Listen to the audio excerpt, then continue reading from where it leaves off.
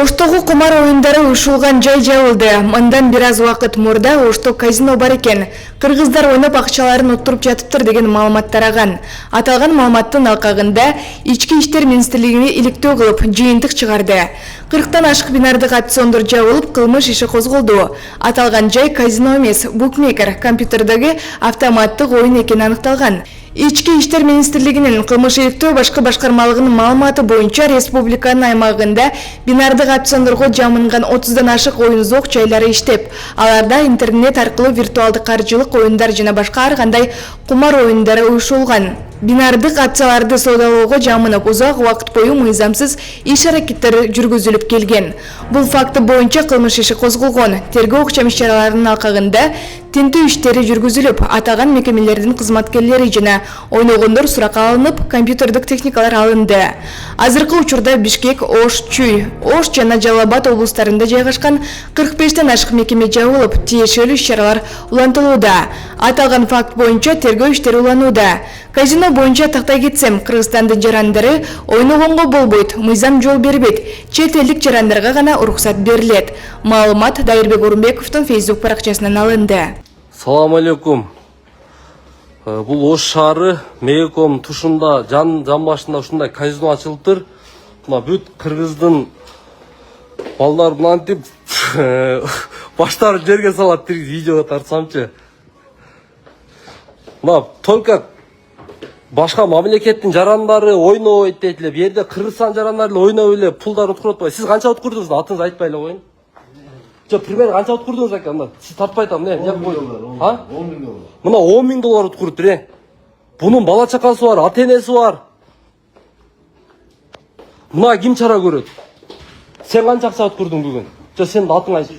Урматтуу Москва шаарындагы мекендештер, Умбем клиникасы төмөнкү кызматтарды сунуштайбыз. Педиатр, гинекология, стоматология, неврология, хирургия, кардиология, лор, УЗИ жана башка. Андан тышкары массаж жана бардык лабораториялык анализдер. Толук маалымат +7 925 103 22 77. Биздин дарек Москва шаары, метро Нахимовский проспект, Сивашская 7, корпус 2.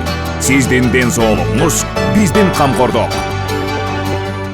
Сен канча акча уткурдуң бүгүн? Сенин атың кайсы? 130 000 сом акча уткуруптур.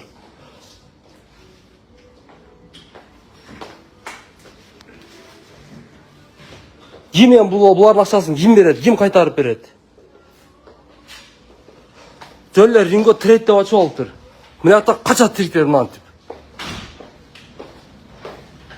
Жөн эле вип кылып алыптыр. Ашты сен таппайм. Кач.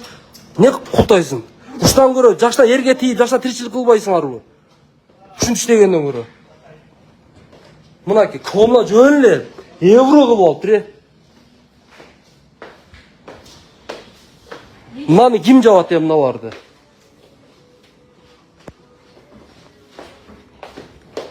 Долларларды мынандай, охо. Жабыш керек мыналардычы. Булар мыйзамдуу, мыйзамсыз экенин билбедим го. Бирок мен укканым Кыргызстандардын жарандары вообще кирбейт, ойнолбойт.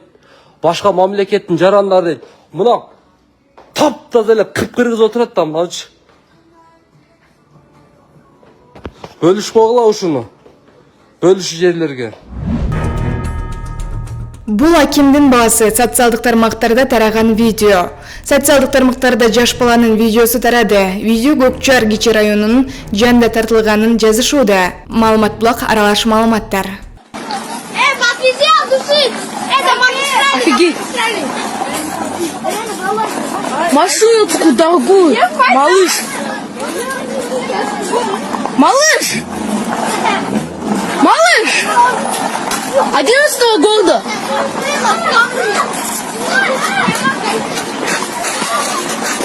Офигеть! Он что, сын Акима?